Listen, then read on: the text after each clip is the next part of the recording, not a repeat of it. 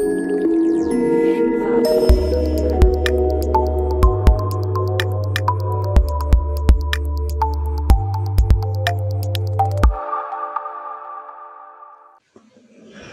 this is Scott Schweitzer, and welcome to the Storage Developer Conference. Today I'm going to talk about SmartNICs and SmartSSDs and the future of smart acceleration. This is the abstract of the talk. I'm not going to dwell on this. You all can read it some of the time. So let's just jump right on in. So today we're going to do some quick framing of the discussion, go over what SmartNICs are, go over SmartSSDs and computational storage, and then talk about the rise of accelerators. So accelerators aren't new. Mainframes have had them since the 1950s. These were expensive tube-based systems, came out in 57, 58, real beasts of a mainframe weighing in at over a ton. But the interesting thing about this particular model of the IBM 709 is that it supported overlapped I/O, and that allowed them to bring in intelligent controllers in the form of the IBM 7607. And that was probably one of the first examples of an accelerator, an extra processor designed to offload the main host CPU from doing stuff. Coincidentally, this was actually the first system to support Fortran, for those out there that are old-time programmers. On the server issue side of things, this is something we want to keep an eye on, is CPUs have scaled out extremely well. We're up to 128 cores per CPU, probably going to go above that sometime in the near future, but we haven't scaled up much above 4.5 gigahertz. We do overclock, and there are examples of overclocking up to 7 gigahertz on some power platforms, but for the most part, these aren't production clock frequencies. I mean, we're kind of stuck in the 3 to 4.5 gigahertz rut. And so scale up is really the only thing that we have available to us. About 21 years ago this month, NVIDIA introduced the GeForce 256 chip shown on the bottom right there in October 1999. And for the past 2 decades, GPUs have kind of proved that there's a thirst for accelerators in the market, and they've pretty much dominated in the high-performance computing space, and they're starting to bleed into other markets as well, crypto and others. For the past few years, everything has kind of become software-defined. It's all about software-defined, composability, orchestration, and the desire is to build larger, more generic systems so that these can then be orchestrated to leverage the entire infrastructure to provide better overall solution performance.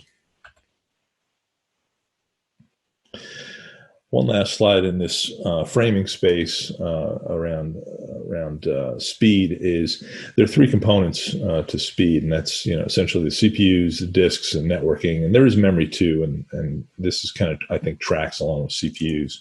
So we'll talk about this as well with CPUs. So CPU densities have soared. It's an undisputed fact that Moore's law has gone extremely well for us. You can see the chart on the bottom right. The y-axis is logarithmic. That's why it's kind of a linear slope to that, and that represents densities of transistors for different processor architectures. And if you have the slide deck, you can expand that out. But what this essentially means is that we're well into the tens of billions of transistors on a single die, which has allowed us to do some amazing things. Disks, in the meantime, disks have gone from spinning media, which we've had since the 50s, to solid state drives. And in doing so, we've jumped 3 orders of magnitude in performance. Spinning disks were pretty much at the end of their evolutionary curve. We've played every trick in the book that we can to get the most performance we can out of them. But when something is spinning, you can only spin things so fast before you run into issues, and that affects access times. Whereas with stored solid state drives, you can have 64,000 I/O queues, each queue with 64,000 entries, and you can have performance that just blows away spinning disks. 3 orders of magnitude for access time is kind of the convention in the space. Finally, we have networking. Networking is probably the least discussed for the most part, but probably one of the more interesting ones. We've kind of struggled along with gigabit Ethernet for quite a long time. It had been around before the turn of the century, but for the most part, it still dominated the data center until about 2010, when most folks were moving over to 10 gig Ethernet. Since then, we've had 25 gig Ethernet, and that's pretty much picked up on adoption around 2018 or so. And then with 2020, 2021, we're actually starting to see pick up on 100 gig Ethernet. So that's growing, or starting to grow exponentially as well. And these things are all factors that are pushing hard down into this space of performance. Now, one last framing slide, and that is the corporate players in the space. If we look across the space, the three big CPU guys, and a year ago, I wouldn't have thought of NVIDIA as a CPU guy. They do GPUs and all, but general purpose CPUs wasn't really their game. They're $300 billion in market cap compared to Intel's 210 and AMD's 90. But the interesting thing is, over the past weekend, they announced the acquisition of ARM, or their intent to acquire ARM, which puts them right in the fold of a CPU player from a general purpose CPU as opposed to a specialty CPU. On the electronic side of things, we have the other players that kind of sweep along the bottom. Samsung is kind of the big dog in that space, but they make a wide variety of different products that go well beyond chips, refrigerators, appliances, things like that. You've got Broadcom and Qualcomm in the $127 billion range, along with TI, and then you also have Marvell and Xilinx. Okay, so SmartNICs. What's the big deal with SmartNICs? So SmartNICs are to networking what GPUs are to high-performance computing. SmartNICs arrived much later on the scene. That's allowed them 2 decades of time for chip integration to increase geometrically. Now that we're down to 7 nanometers, we can put an awful lot of transistors on a chip. We have things like silicon interposers that allow us to apply multiple chips within the same package. Now some folks call them chiplets. So that allows us to do very tight integration of things. And then there's also the software angle on all of this. The software for integrating in coprocessors or accelerators has gotten extremely better. So arriving later to market allows us access to a wider portion of the market. SmartNICs are going to apply across the entire data center. Another big advantage of SmartNICs is that they introduce the concept of a separate computational domain to the server that doesn't or didn't really previously exist. I mean, if you look at a server, they generally have something like a DRAC card, Dell's remote access controller, or some sort of autonomous little SoC for doing system management that sits on its own dedicated gigabit Ethernet port. But for the most part, the server is one big computational domain, and that becomes a problem when you get around to security. And so if you can actually use the SmartNIC itself as a computational domain, and from there launch applications into the host CPU complex, you can keep those domains separate. And if someone were to violate one, they wouldn't naturally be violating the other. And also you could use it for orchestration. So you could actually have the SmartNIC be the controller, the cluster controller, to dispatch pods or containers on the x86 complex. Also, the SmartNICs are now starting to rival the host CPUs in power. Granted, they're not up to a 128 core CPU yet. That's probably still a little ways off, but we're getting there fast as we're making the jump to 7 nanometer. You're going to start to see some very impressive core counts, impressive amounts of programmable logic, AI engines, and other computational resources available. Also, SmartNICs benefit from advances in PCI Express and the protocols attached to PCI Express, and we'll talk about that shortly. So who's pushing for all this stuff? Obviously there has to be, a consumer for these products. Otherwise, there wouldn't be a market and nobody would, be interested in buying them. Well, the big two are financials and hyperscalers. Financials are your big banks, your high frequency traders, and your exchanges. And why these guys are pushing for SmartNICs is, fairly obvious. What they're looking for out of it is to dollarize time, right? The faster they can come to a decision on something and trade on it, the more money potentially they can make. So time is money to them. If you look at electronic trading today, if you're trading using a normal accelerated NIC and you're doing everything through the host CPU complex, you're talking in the microsecond range, several microseconds. Basically a microsecond, half round trip to get the data in and out, and then a couple microseconds to run through all the host code to handle the feed normalization and trade book and all that, and decide what the trade is going to be, and then execute it back into the exchange. If you do this all on a SmartNIC or an FPGA-based SmartNIC, you can be executing trades in under 100 nanoseconds. We've seen examples of that. Worst case, you could be doing things like feed handlers or risk checking and all that kind of stuff within the NIC. So the financials have really been pushing for SmartNIC for the past half dozen years or so. Also, there are the hyperscalers. These are the big data center managers, the Googles, the Facebooks, the LinkedIns, the Microsofts. So the hyperscalers are pushing for this. And the reason why they're pushing for it is the data center tax concept. When you are a hyperscaler, you're making extensive use of virtualization and containerization. And when you use those technologies, you're also virtualizing the network. And in virtualizing the network and managing that virtualized network, you sometimes consume up to a third of the host CPU cycles in managing that virtualized network. So by moving that workload off to a SmartNIC, you can reclaim those host CPU cycles and apply them back to customer workloads. Finally, there's streamers. In this work from home climate that we all live in today, we're making extensive use of streaming video, either for Zoom chats like this one, or for things like Hulu and Netflix and Amazon Prime for watching videos. And all of that streaming takes an enormous amount of computational workload, because what happens is a video is delivered in one format. It typically needs to be decoded back to a raw format and then transcoded into a half a dozen different adaptive bitrate formats, so that the video can be watched on a variety of different displays. You'll notice, if you're a Netflix user, for example, they have 4K content, right? And then the default content is 1K. And then what you don't know is they also have content at 720, 480, and I think they even support 320 still.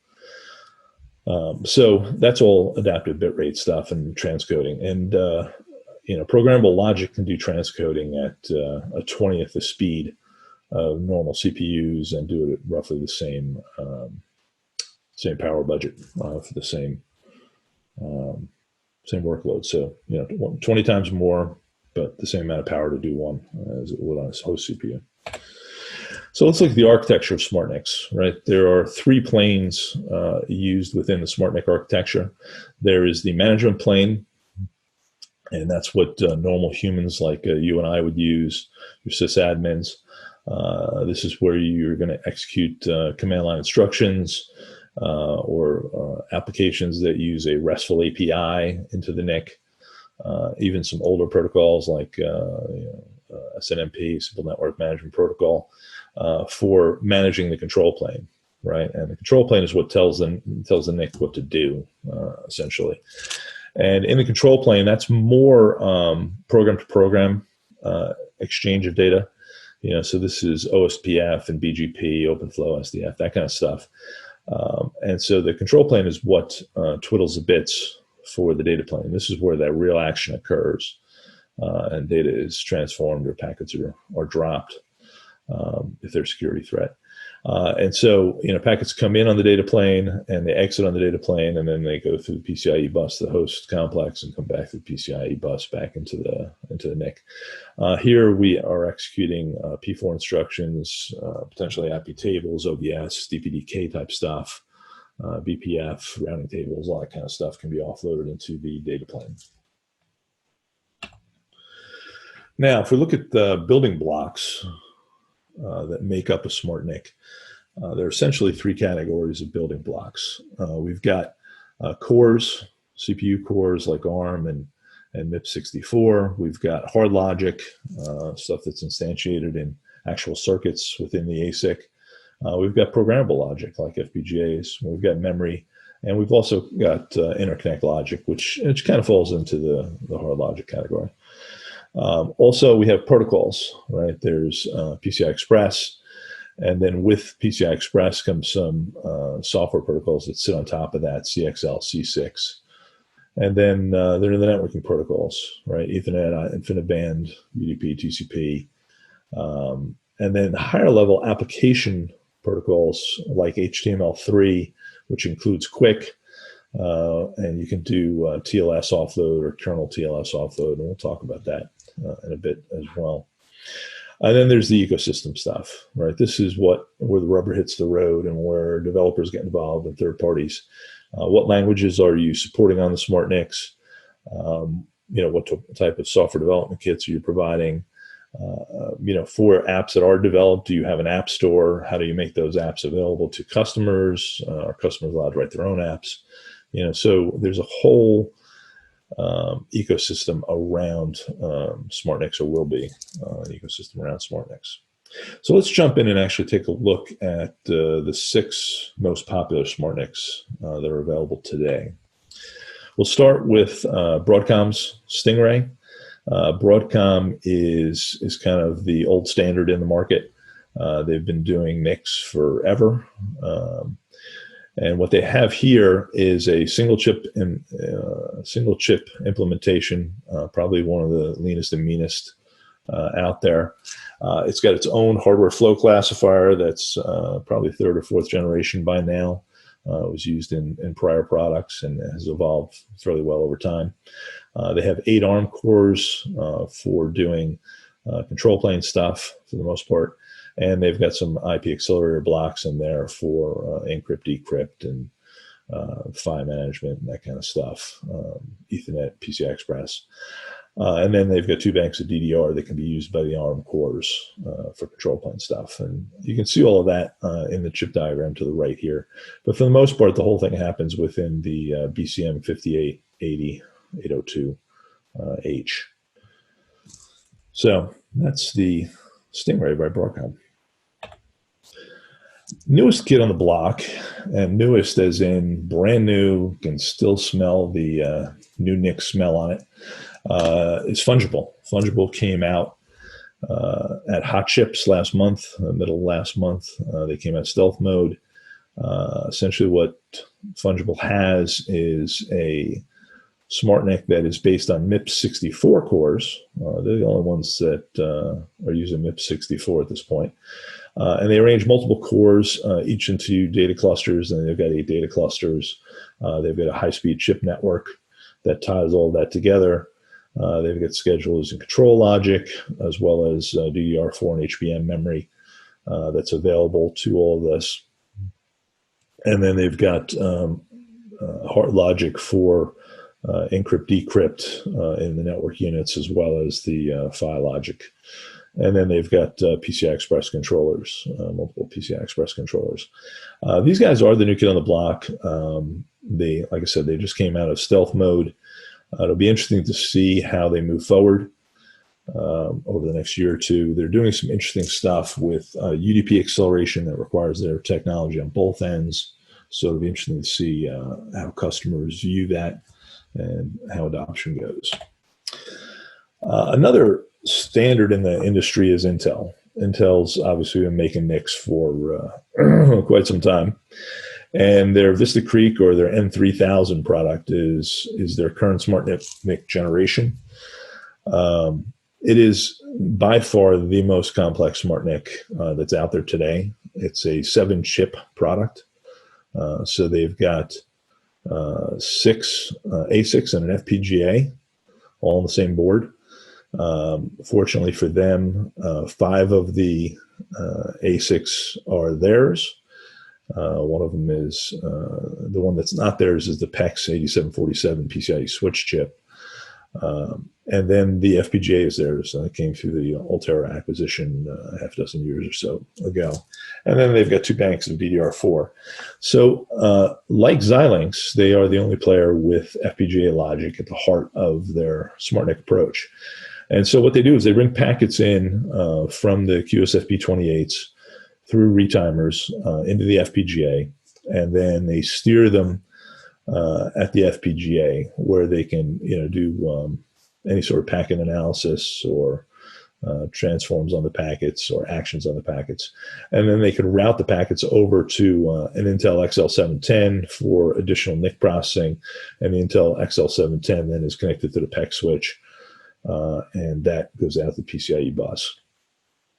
The FPGA could also just handle the packets directly and put them on the PCI Express bus. So there is a tremendous amount of flexibility in the implementation that Intel has chosen here with the FPGA. This is a different approach, and as we'll talk later, FPGAs afford a very wide and deep pipeline architecture for executing on packets. So we'll go over that. Next up is Bluefield 2 by NVIDIA, formerly Mellanox. Bluefield 2 is an evolution of Bluefield. Bluefield was obviously the predecessor to Bluefield 2. Before that, it was called Tylera. It came in through an acquisition that Mellanox had done years ago. I think it was Easy Chips at the time. But what NVIDIA has done here is they've taken the ConnectX-6 logic, which is extremely well proven in the industry, and replaced the Tylera M-piped technology on the network side of things. Brought that in as the packet classifiers, and then they can forward that back out. Excuse me. To PCI Express. And along the way, they have 8 ARM cores for doing control plane management, of the packets, and some DDR4 memory for those control plane cores. They also have hard logic for encrypt-decrypt, including TLS, and they recently announced support for kernel TLS, so they can offload the TLS encode-decode into the NIC through kernel TLS. So these guys are going to be the ones to watch from an install-based point of view. Mellanox has done an extremely good job of pushing Bluefield 2 into the data center, and there are a number of wins in that space, and it'll be interesting to see how they move forward. Okay, the second new kid on the block, and new in the sense that they've been around only for about a year or so now, is Pensando and their Naples chip. Pensando is using P4 as the programming language for their data plane processing engine. And P4 is the trendy hot new language for managing network packets. Everybody's moving towards it, or a lot of people are moving towards it, not necessarily everybody, but a lot of people are moving towards it. What Pensando has done here is they've got a P4 processing engine. They've got some ARM cores on the side for control plane stuff. They've got obviously packet buffers and memory. And it'll be interesting to see how this takes off. These are a bunch of ex-Cisco guys. They've still got strong ties back to Cisco.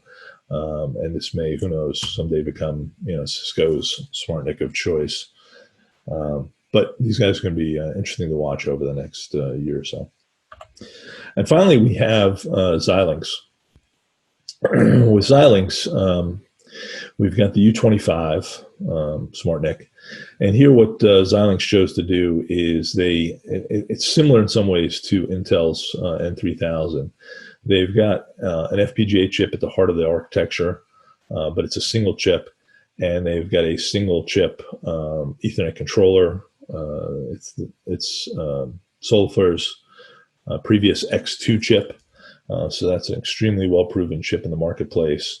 And that's coupled up with Xilinx Zinc chip that is extremely well-proven. The Zinc chip has 4 ARM cores on it. It's a complete system on a chip.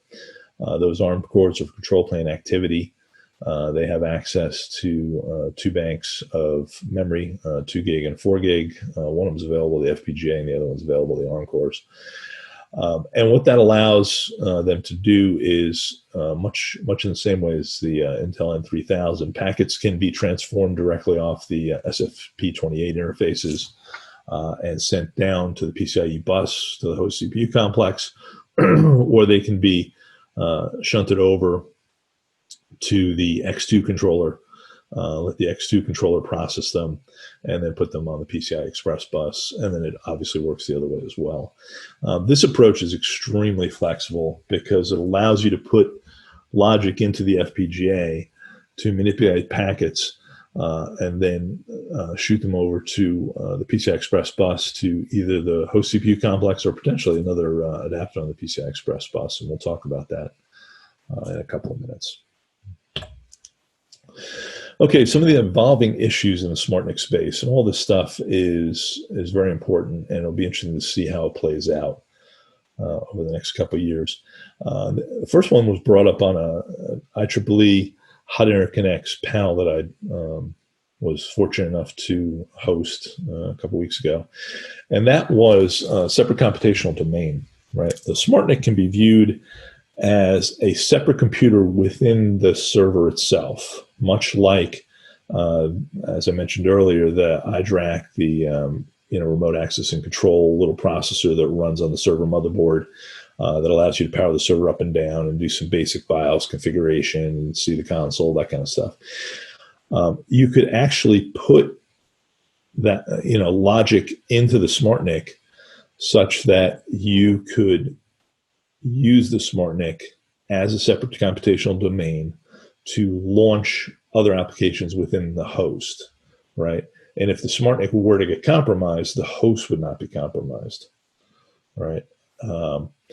Also, you could use the SmartNIC for orchestration and have controller requests come into the SmartNIC and dispatch containers or pods directly into the host CPU complex from the SmartNIC. Right, so those are interesting concepts that we're going to see come up in the next couple of years. P4 and PNAs. PNA stands for portable NIC architecture. P4 is obviously the programming language that is of choice right now for networking.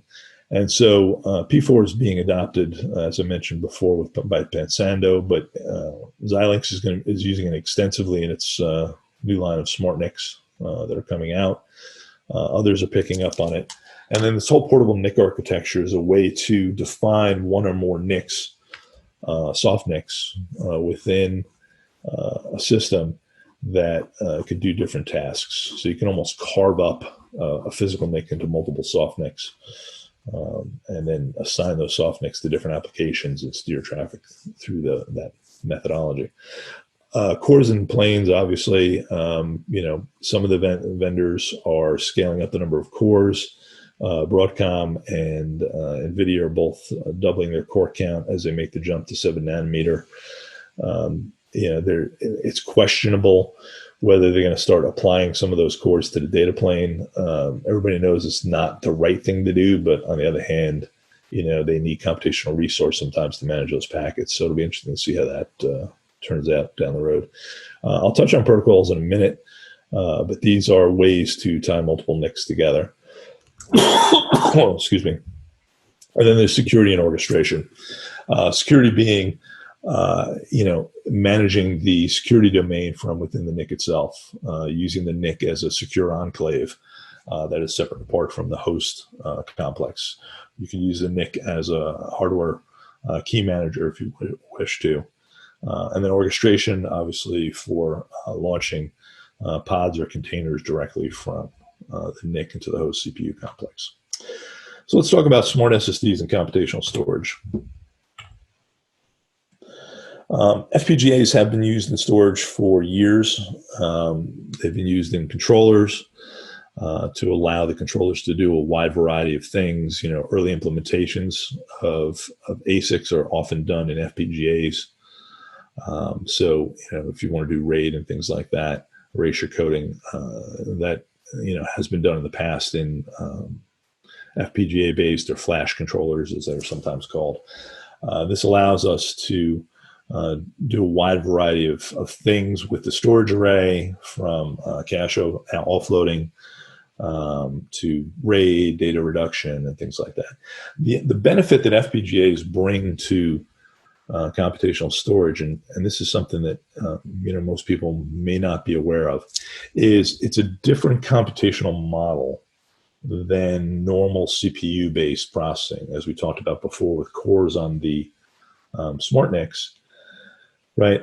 With FPGAs, you take a program, and instead of executing the program instruction by instruction and having to go out to memory to fetch each instruction as you crunch through the instructions and go out to memory to fetch data and all of that, with an FPGA, you actually take that whole instruction flow and you boil it down into gate logic, the actual, ands and ors and logical instructions that would make up that program once it's been boiled down and reduced to its core. And what that does is it gets rid of all of those memory accesses and allows you to dramatically pipeline the execution of data, so that, in a sense, the FPGA acts like a black box that represents your program. And you basically put your data in and you get your data out, transformed the way you want it to be transformed. And that's why these things are so blindingly fast at doing things like transcoding or genomics, things like that. And they can, have been applied, as I mentioned before, to storage for the last 2 decades. So if we look at it from a more storage specific example, right, what we have here is the ability for the FPGA to handle a wide range of tasks, storage tasks, and be fully reconfigurable along its product lifecycle, and while delivering ASIC or hardware-based performance, and do all of this in a massively parallel way. Right, that's another thing about ASICs is an ASIC is what an ASIC is the day it ships. With an FPGA, it's reconfigurable during the lifetime of the product. And so you can add more functionality over the lifetime of the product just by flashing in new firmware into the FPGA. And you can have multiple parallel pipelines within the FPGA to do different things. In this example, we've added an encryption accelerator, after the computational storage was developed. And then we added a decryption and accelerator. And then finally, there's an analytics engine that was added, right? And each one of these takes up additional FPGA space, but allows us to pipeline the execution and deliver performance at the same speed that you would normally expect to come from hardware. It also allows us to adapt to changing compression algorithms along the way. I mean, today's compression algorithm is not tomorrow's compression algorithm. gzip, was popular one day, and then Brotli, I believe is how it's pronounced, was popular shortly after that, leading up to the zipline accelerator. So, just like video transcoding, we've had various different video algos along the way. We've had various different compression algorithms along the way. And doing this in FPGA logic allows us to update those algorithms as they are improved. So computational storage drive, this is the process where we put the controller, it becomes an FPGA controller, and that is actually put into the drive itself, right? And we can put programming logic within that FPGA to offload different tasks. If we want to take a drive and we want to encode or decode video as it enters or leaves the drive, or if we want to do compression of data as it enters or leaves the drive, or if we want to change the addressability of the data within the drive, we can do all that through a computational storage device. And we have a couple of great partners in this space, Samsung and ScaleFlux. You can buy computational storage drives from them. And that's kind of where these are going. So these are accelerators, but they're accelerators that are buried into the actual drive hardware itself. whether they look like NVMe drives or classic SSDs. It's buried right in there with it, and it sits alongside the controller. And then there's also computational storage processors. These are, separate boards that are managing the storage, much like a controller. We've got partners in the space in the form of Bitware and Identicom that put these products out. This allows us to accelerate the writing the data to storage, doing some of those transforms we mentioned earlier in storage, and do peer-to-peer transfers between storage. And then there are computational storage arrays, right? And that's where we put the FPGA in front of the whole array and let the FPGA manage the array and do, RAID and other erasure coding, other tasks within the FPGA. We've got partners in the space in the form of Bitware. Okay, so let's get to the rise of accelerators. So in the accelerator space, we've got a couple things pressing in on us. We've got PCIe Gen 5, PCIe peer-to-peer, and then two new protocols that you may not be aware of, CXL and C6, and we'll talk about those in a second. So PCIe 5, with every turn of the PCIe crank, we double the data rate. So with PCIe 5, we'll get the double speed bump of PCIe 4. So now we're into the hundreds of gigabytes per second of hundreds of gigabytes, something like that. Gigabytes per second for 16-lane Gen 5. We'll have support for PCIe peer-to-peer that kind of exists in PCIe 4. It showed up with a kernel enhancement that came out last year. And then we've got new protocols, C6 and CXL, which I'll go into in a second, that are supported on PCIe 5. PCIe peer-to-peer, this came out with Linux kernel update in 2018. This allows two PCI Express devices to talk to each other on the PCI Express bus. So accelerators can talk to NVMe storage, for example. That's probably the best use case.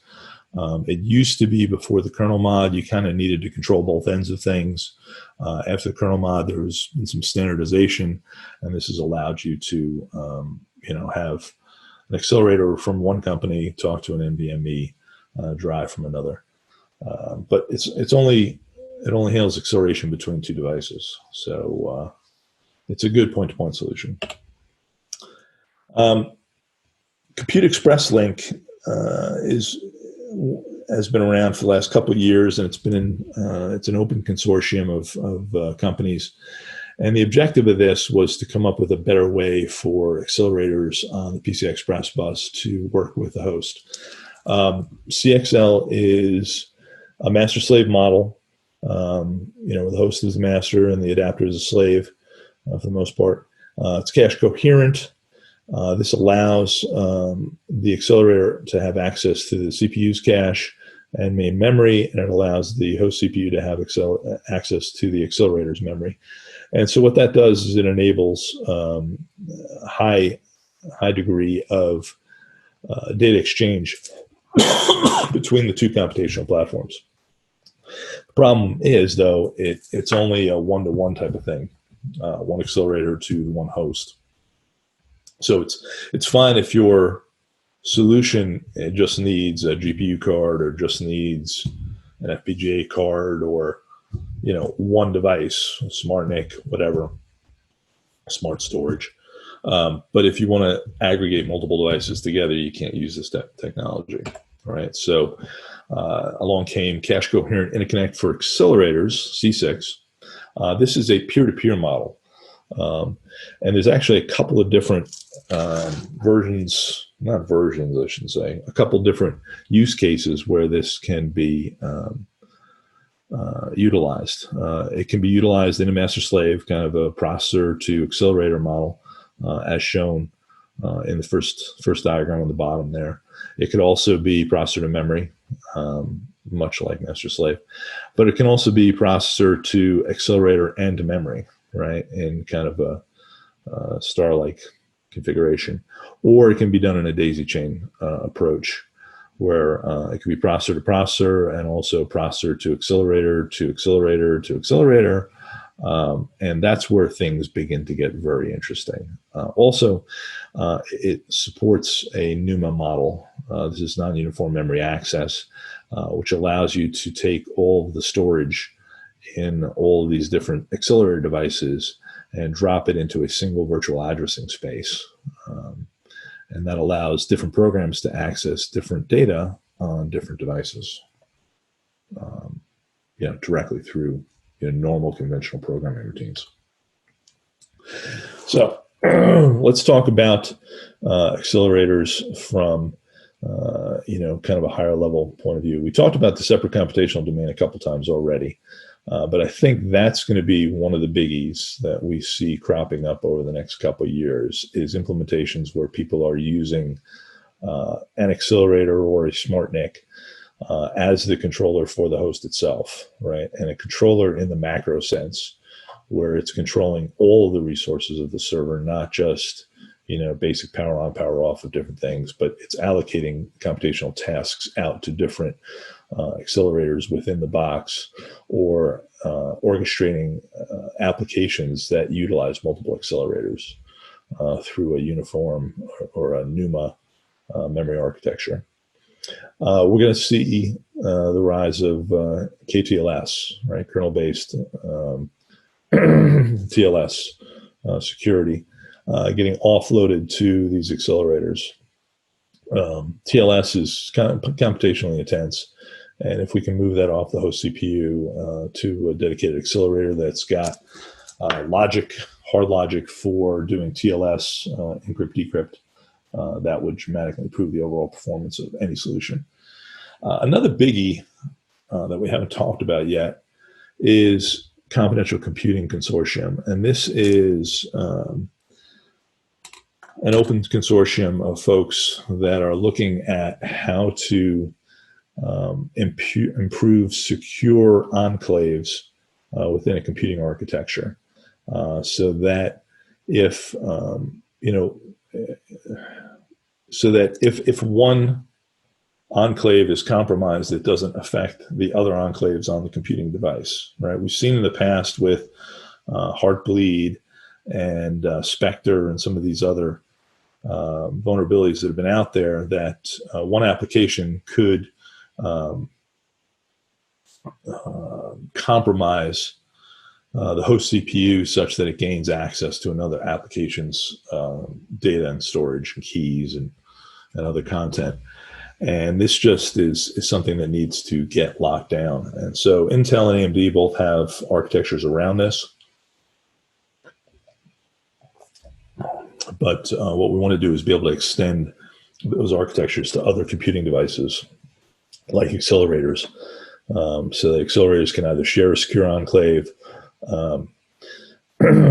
much like a SCIF, within a building, where a whole building is a SCIF. So you've got multiple conference rooms that are part of the same SCIF, right? Or, setting up individual secure enclaves within the server for different tasks, right? So the Computational Computing Consortium is looking into these kinds of things, and I think they'll play into the accelerator space sometime in the coming years.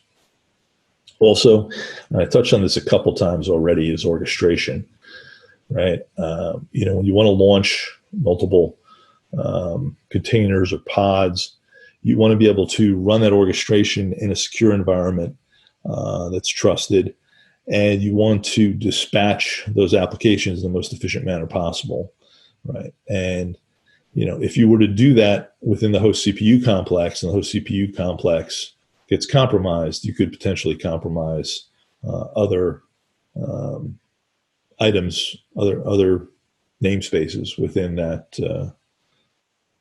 host. So what you want to do is be able to orchestrate those kind of from afar and limit the compromise capability. Finally, there's a Xilinx manager. The Xilinx manager is a way for dispatching code into FPGAs through a containerized model, over the network, and that'll be something interesting to see over the next couple of years. So let's look at an example of SmartNICs and where we're going with this kind of technology, and where we can expect C6 and CXL to be applied. This is actually a C6 example. So what we have here is a normal server that's got 2 sockets. And we have an application that theoretically runs almost entirely within the accelerators, right? We have a video feed coming in from the network somewhere, smart camera somewhere, that's been encoded. That video feed comes into the SmartNIC. The SmartNIC has in it a video decode for that camera.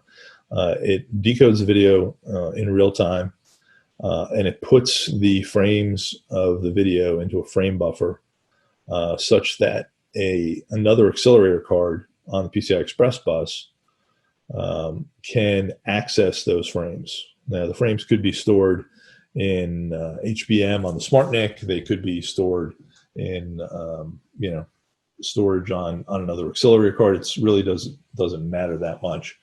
But anyway, the SmartNIC is doing the video decode. It's doing the networking component, and then it's doing the video decode and putting them in a buffer. Then you then have an AI or ML application that, say, is looking for a face or a license plate or some sort of theft at a cash register or whatever the case may be. It's looking through that frame buffer for specific things, right? Once it's done and it's looked through that frame, right, it marks the frame as consumed or used, right? And there would be another accelerator application that would then pick that frame up and begin the encode process and encode that frame such that it can be stored into a SmartSSD and also be viewable in multiple number of bit rates. So that way, security guard or whatever could be watching it, on a laptop or his phone or, computer or a series of monitors, right? So you're going to want the data available in multiple bit rates. So what you've got here is essentially 3 different accelerators that are operating on essentially the same data, and then storing it off to a SmartSSD or other storage for future use. And the benefit of that is that none of this data is getting bopped around, back and forth between the host CPU, right? It would exist in the NUMA architecture on one of the devices, whichever device has, the adequate space to handle it, probably the SmartNIC or whatever.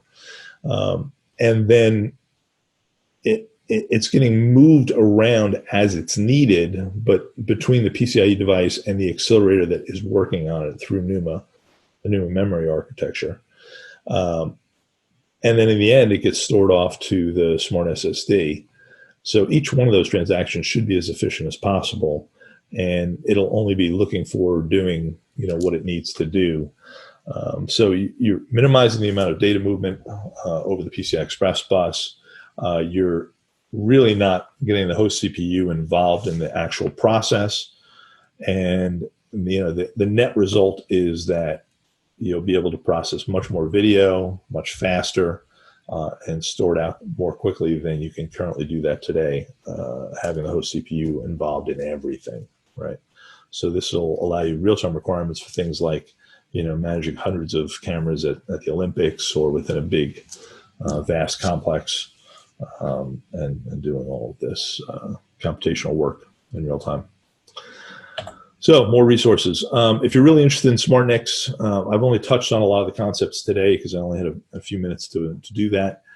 We have a series of articles written on SmartNICs, what makes a SmartNIC smart, what's the difference between a SmartNIC and a regular NIC, the shift from SmartNICs to FPGAs and how they may dominate, as well as what's going on with C6 and CXL and SmartNIC architectures.